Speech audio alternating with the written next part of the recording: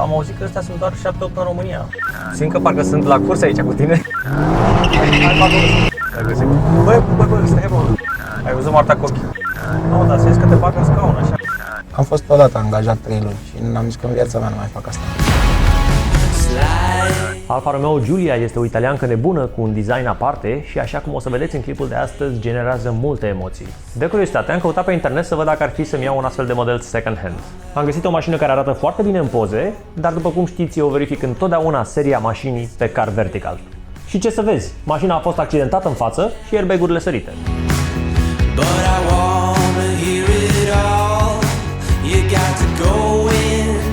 Pentru 69 de lei, cât costă un raport pe car vertical, poți să eviți să iei o țeapă de mii de euro. Dacă vreți și voi să verificați o mașină, vă las un link mai jos în descriere. Salutare, dragi prieteni, sunt Adi Popescu și astăzi facem un vlog cu Giulia și Bogdan. Quadrifolio. Quadrifolio. Bogdan, cu ce te ocupi, Bogdan? Direct te-am luat. Direct fac hidrotransfer. Ce înseamnă hidrotransfer? E o modalitate de a aplica texturi pe diverse obiecte, Da. practic un fel de a vopsi, doar că vopsești cu imagini. Aha, vopsești cu imagini. Da. Eu credeam că hidrotransferul este doar pentru carbon, imitație de carbon. Nu, modele sunt făcute cumva digital și poți să printezi ce vrei tu. Foarte tare, nu știam. De când ai mașina? În noiembrie anul trecut, Noiembrie. acum fiind februarie. Ai 2 luni și ceva. Și ai luat-o nouă? N-am luat-o nouă, am luat-o la 50.000 de kilometri. ce scârție. Da, pe race n-are niciun sistem activat și... Acum ești pe race? Da, Ai cascul la ea? am, da. Ai, ok. Găsești și un mâner? If I had to live my life without you near me, the days would all be empty. Bun, ai luat la 50.000 de kilometri, cât ai dat pe ea, dacă poți să ne spui? 40.000 fără TVA. 40.000 fără TVA, deci 50.000 de TVA. Ai cauciucurile foarte toșite pe spate. Acum înțeleg de ce. 16.000 de kilometri am acum. Cum erau? Erau bune? Erau noi, da. Cred că undeva la 2 seturi de spate schimbi un set de față, dacă te distrezi un pic cu ea. Nu prea am simțit, până acum, nu știu cum o să fie mai încolo, dar până acum nu prea am simțit turbolag. Tu-l simți? Așa cum am mai vorbit la un moment dat, n-aș avea cu ce să-ți compar. Vineri seara, acum câteva zile, ne-am întâlnit în Piața Constituției. Am văzut mașina ta și m-am dus direct la tine. Exact. Și am avut surpriza să văd că tu mă cunoșteai. Eu de fapt îți scrisesem un mail pe care nu-l mai găsesc și am trăit cu impresia că nu mi-ai răspuns la mail. Al trecut Așa am Adi crezut. Popescu. Ia. Da. Dar vezi, niciodată eu răspund la toate mail-urile. Nu că răspund la toate mail-urile, citesc toate mail-urile, știi? Nu pot să răspund la toate, dar le citesc pe toate și toate mesajele de pe Instagram. Puteți să ne dați un follow pe Instagram, mie și ție, le afișăm aici pe ecran. Băi, da, fuge, zici că n-ai cu ce să compari. Ce mașini ai mai avut? Mai înainte de asta am avut 2 Golfuri GTI, un 5, Golful 5 a fost prima mașină și un 7. Da, acolo trage fața. Da, e altceva. Simt că parcă sunt la curs aici cu tine, stau așa, Da, ca nu pace. trebuie să stai încordat că stăpânezi destul de bine mașina, Da? nu m-a surprins până acum deloc, deci... Ok, bine.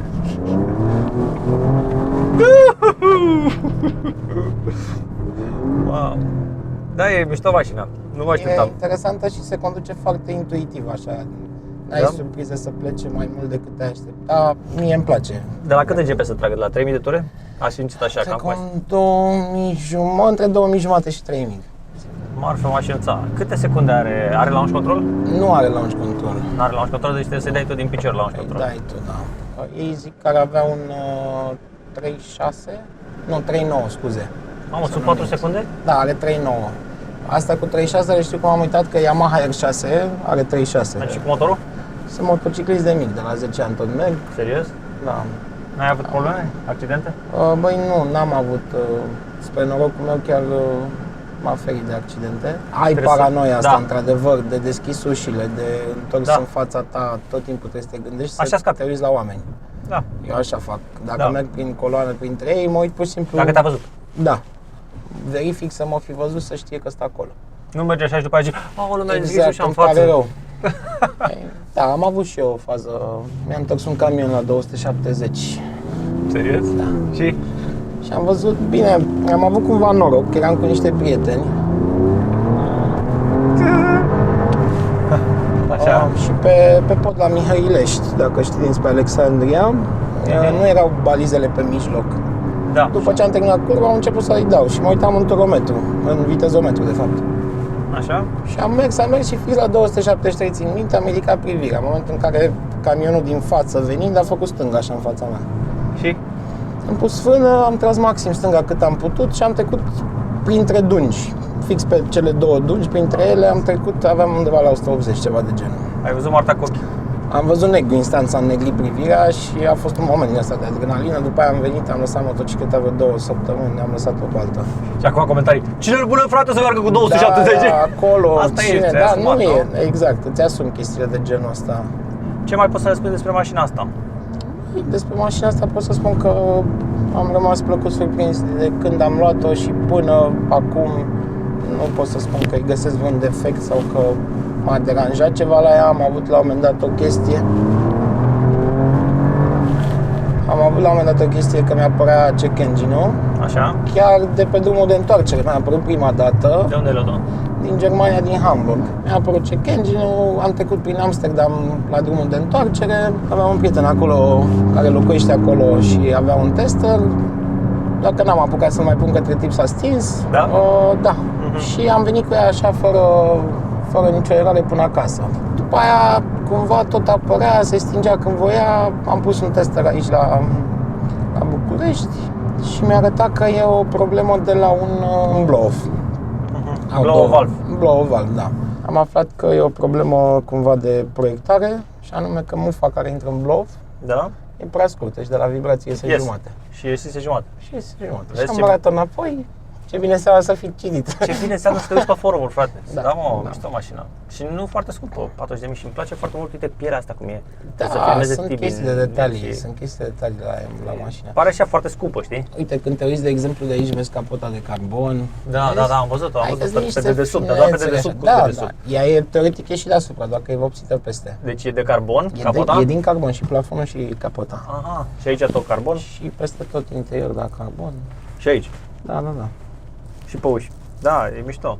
Adică, Marfă. zic că e lucrată frumos și iar butonul de start de pe volan e... Plăcuțele de frână erau aprinse? Da, erau aprinse de ieri. Le-am comandat, trebuie să-mi vină, să le schimb. Scumpe? Cât costă? Originale de la Alfa sunt 600 de euro. Toate patru? Da, toate 4. 3.000 de lei. Sunt scumpuțe, să Plus știi. minus, sunt ceva, da. Mai Și mult ca la eu. Le-am comandat cu 1600 de lei. Le-am găsit tot pe original, dar poate de la furnizor de piese. Aha, și mai ieftine decât... Da.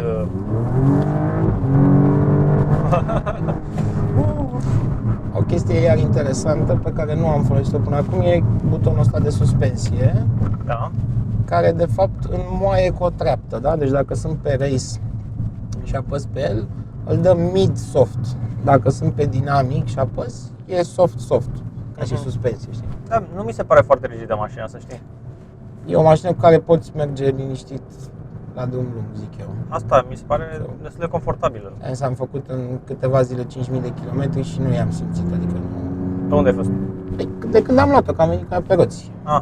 Am plecat de acolo în Amsterdam și de Amsterdam am întors în Germania, unde am aflat că de fapt numerele mele nu erau de export, erau Zoll. doar de, da, erau doar de mers în țară.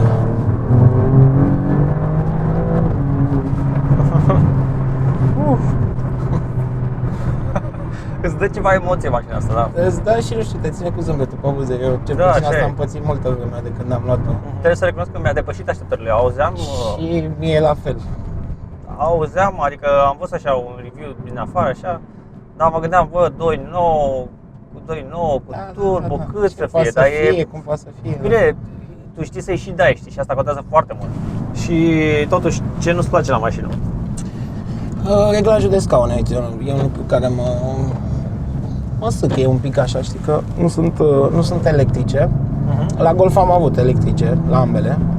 Și cumva poziția mi se pare la fel. Eu sunt destul de mare și mă simt un pic încastrat, mai ales de stâlpul ăsta de aici. Mi se pare prea apăsat pe tine. Aveam 95 la oră când ai făcut driftul ăsta? Nu mi-am dat seama, Eu spun eu că avea. dar putem, uite, să-i dăm așa și vedem Exact. vitezometru mare. Foarte mișto butonul ăla de start-stop. Arată Aia ca la am zis, Ferrari. e Volanul e criminal. Volanul e făcut foarte interesant, da. Nu, dar simți că te bagă în scaun, așa, adică... Chiar o simți că te bagă, da. Ce greutate are? O tonă 600. E ușurică. E ușurică, De-aia și fuge așa. Exact. Mai place la fel sunt padelele. Mari de tot. Nu de Fixe. dimensiune, că sunt ciudate oricum până te obișnuiești cu ele. Dar dacă îi dai de 2 ori așa, ți intră pe neutru. Păi așa e și la Lamborghini. Dar nu la toate e așa. Păi, am auzit că astea sunt doar 7-8 în România. Mi-ai zis că nu știi, nu? Da, nu am făcut așa o statistică să văd câți posesori sunt. Nu, adică nu sunt genul care să dea atenție la lucruri de genul ăsta. Mi-am luat mașina că îmi place cum se conduce, cum merge și atât. Nu sunt nici fan Alfa Romeo. Nici Ai văzut review-uri înainte? altceva. Trebuie să recunosc că am pierdut câteva nopți așa pe internet, uitându-mă și salivând la ea. Și în afară de scaune, ce nu-ți Ce mai place? mai, uite, chiar la asta mă gândeam, bancheta din spate nu era batabilă. Da, adică nu poți să bagi în portbagaj. Nu poți să faci nimic. Ai o cutie de la Ikea mai lungă, nu prea poți. Iar fi fost mișto, nu? Să poți să... Da, era practic să poți să bagi o chestie mai lungă, nu știu, te duci tu la schi și vrei să spui schiurile. N-ai. Nici pe mijloc, Nu ca există, BMW-ul. nu există. Da, am văzut că se ține turată. Se ține turată, știi? Adică Depinde dacă se dai, ține da, turată. dacă dai în... Pentru că Cutia acum- lucrează foarte bine, pentru că totul se întâmplă pe automat, nu e ca și cum o ține din padele. Și lucrează bine la treaba asta. Flapsurile sunt, acum am trecut din nou pe race și sunt deschise tot Complet, timpul, adică nu da. mai deschid sau ceva. Sunt deschise pe race și asta e. Și când nu ești pe race, Când deschide ești la turație în alte. Pe race, dacă ești, uite, de exemplu, pe dinamic, acum o dăm pe dinamic, Da. nu se aude mare lucru, da? Suntem la 3000 de ture.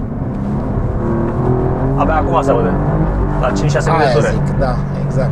Doar sus îți deschide, deschide sus. și la fel să ai instant puterea să nu mai faci drifturi sau ceva, să nu mai pierzi. Deși Da. dansează puțin, ți-o tai acolo. Nu? Șmecheră mașină. Băi, Chiar da. îmi place. E așa, cred că plăcut să mergi la drum lung cu ea. Da, Te la încântă. drum lung e, exact. Plus că na, ai și un top speed destul de generos. Cât ai pe bord?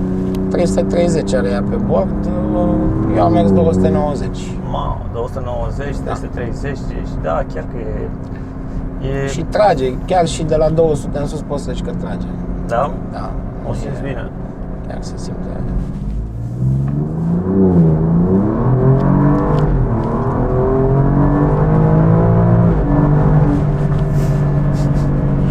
Mișto. Cât consumă? Ai restat consumul? Am resetat, da.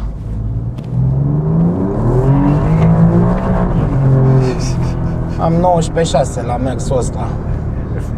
Ceea ce mi se Motorul pare e făcut de decent. Alfa Romeo sau împrumutat de la altă marcă? Se aude cum că ar fi împrumutat de la Ferrari. Cum este comparativ cu 563 AMG S?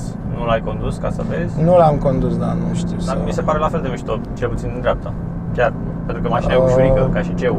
Da, e, uite, o să mergi cu ea și o să-mi spui dacă nu cumva ți se pare mai mișto faptul că e mai ușoară și mai E mai ușoară decât mai AMG-ul? agilă, da.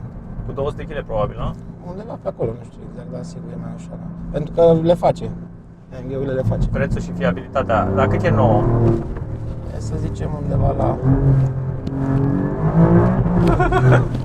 Să zicem undeva la... 70 Plus TVA. plus. Da, undeva pe acolo. Ai luat-o bine, mă, de la 70 la 40. Eu zic că am luat-o foarte bine. Foarte da. bine. Ce zice agresivă? E mega agresivă. Nu vine să cred cât de agresivă e. Nu mă așteptam să fie atât de agresivă. Băi, stai mă. Hai, mă. Ce zice agresivă? E mega agresivă. Nu vine să cred cât de agresivă e. Nu mă așteptam să fie atât de agresivă. Băi, stai mă. Hai, mă. Zi să nu te sperii. Inima. F3 toată ziua. Care a fost? Hai. E fața făcută ea. Da, se mai sperie lumea. Au mai îmbunătățit suspensia, adică să fie un pic trainică ca pentru România. Bă, mi se pare foarte bună suspensia. Pe bune, chiar mi se pare foarte bună. De cum lucrează, da, acum de trainică, dacă a zis de trainică, n-am de unde să știu că am Da, 16 fiecare are- de kilometri, da. Fiecare are câte ceva. Este mai brutal decât cei 63 AMG S. Bă, n-am condus, nu știu.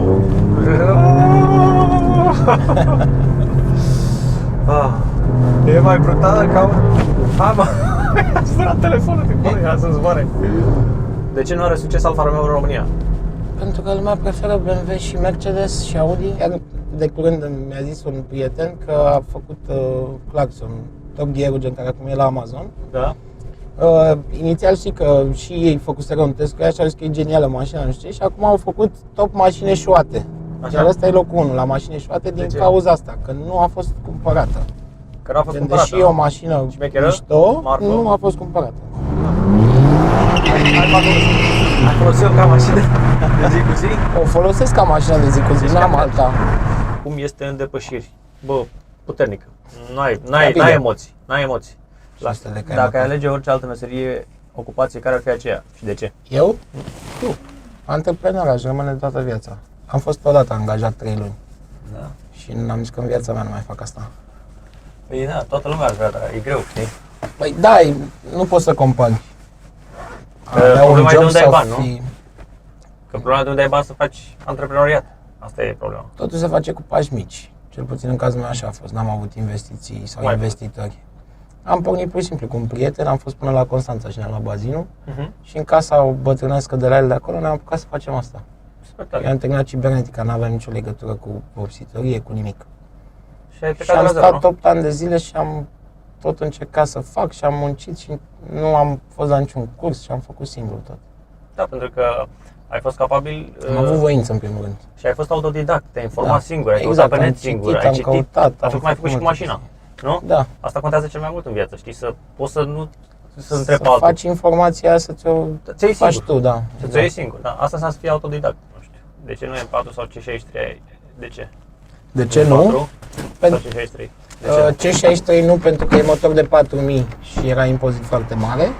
Da. Iar M3 nu mi s-a părut la fel de brutal. Și ăsta e 2.9, așa ai Asta e zis. 2.9, da. Corect. Cât costă să o întreții? Nu, foarte mult. Uite, revizia de 60.000 de kilometri a fost 3.000 de lei, în care am schimbat și bujiile și o curat de accesorii pentru care au demontat tot botul mașinii ca să schimbe cureaua aia și cu tot a fost 3.000 de lei. Nu. Nu, mi se pare extraordinar.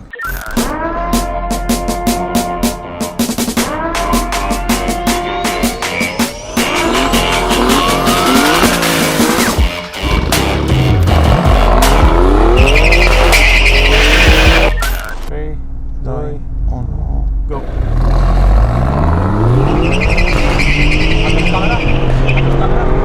Nu!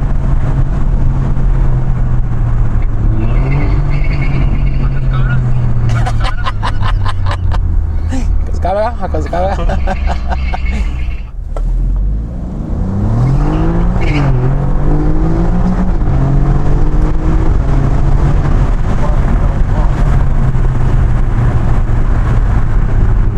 Ce emoții îți dă mașina asta?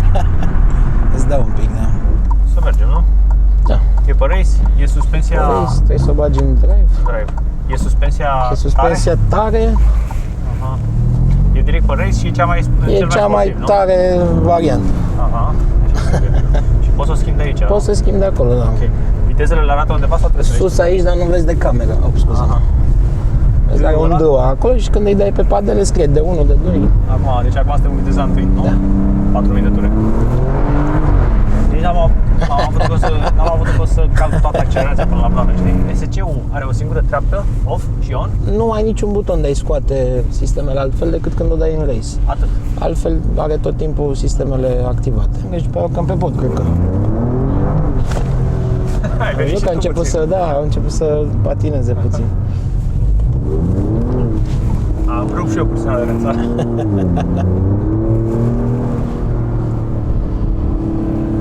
Se aude mișto. Ia să mai Confortabil. dai pe sport. Ca și să o calc suspensie? acum. Da. Păi da, tu poți să o calci oricum, că e race acum. Ea chiar dacă e suspensia mai să soft, auzi. rămâne în race. Da, am înțeles. Da, mi-a zis acolo mid pe amortizoare. Aia zic, deci în momentul în care ești pe race, Da. cea mai soft treaptă e middle-ul. Dacă ai merge pe dinamic, ți-ar putea soft. da soft. Am înțeles. Îți schimbă cu o treaptă în jos, practic. Te violentează puțin.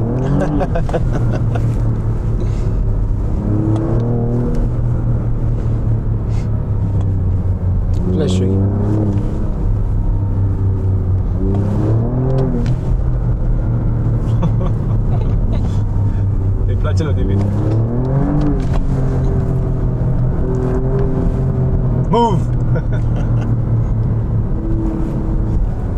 Dar ți s-a întâmplat vreodată să vrei să faci vreo depășire și să liftească?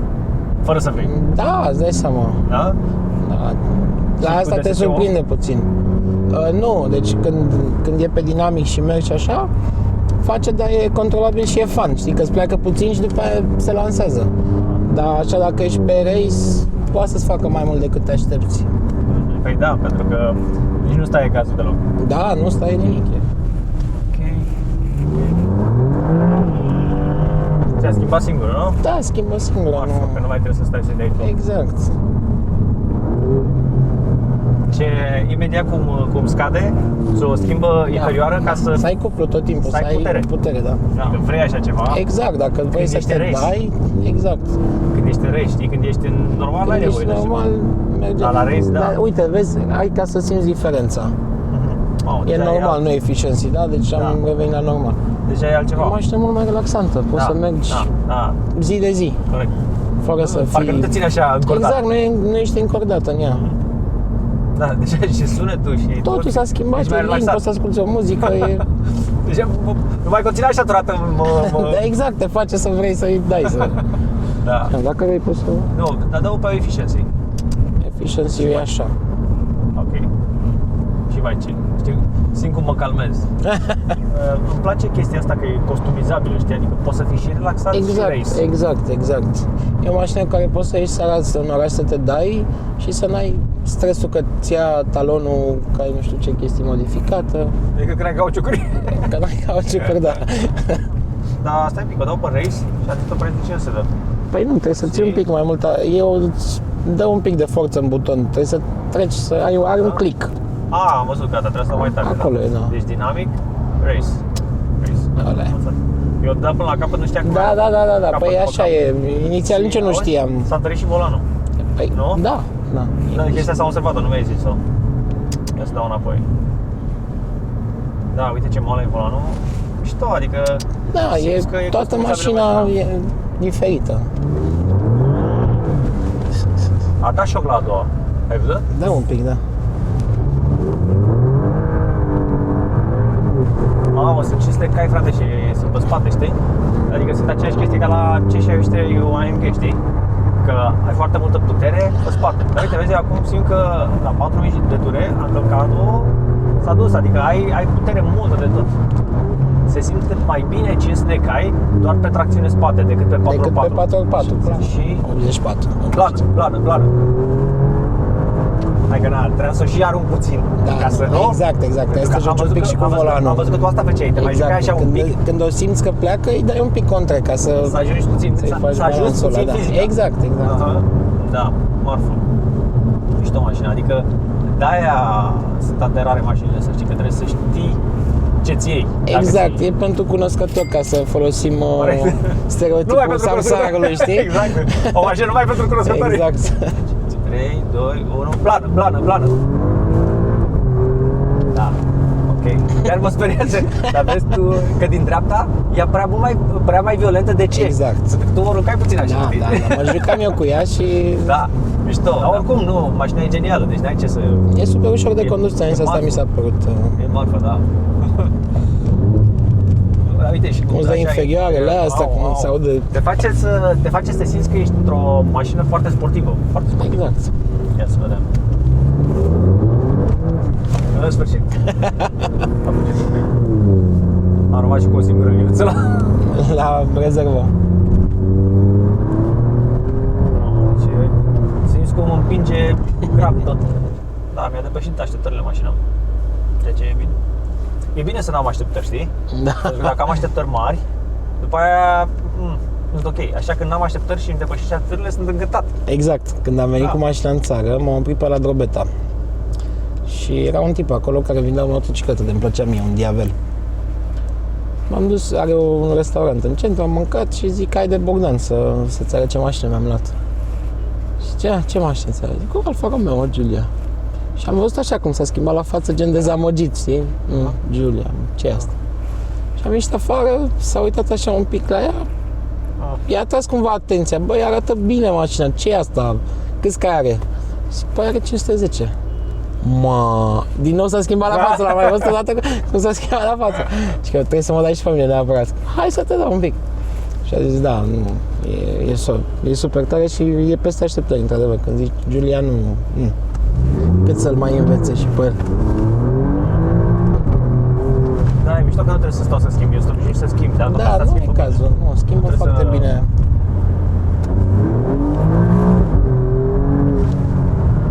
S-a dus, am zis că s-a dus. Super tare mașina. Ce le mai zicem oamenilor despre mașina? Așa, un gând de încheiere. După 3 luni și 15.000 de kilometri sau 16.000, încântat la maxim. Nu sunt genul care să o laude degeaba. Mi se pare super tare de condus și mă distrează în fiecare zi. Ok, lăsați un comentariu, chiar o să citesc absolut toate comentariile, promit. Poate nu o să răspund la toate, dar o să le citesc pe toate. Lăsați un like sau un dislike. Intrați pe pagina de Instagram lui Bogdan, Hidrotransfer. Ok, like, dislike, bla bla bla. Și clopoțel, neapărat clopoțel. Instagram tot. Bye! Whoa, whoa, they ain't never seen nothing like this before. Lit the room when I came through the front door. Ask me if I stress overcome, what for? Train under trees, please pardon my sycamore. Touch burning sands, cross lands and stormy shore.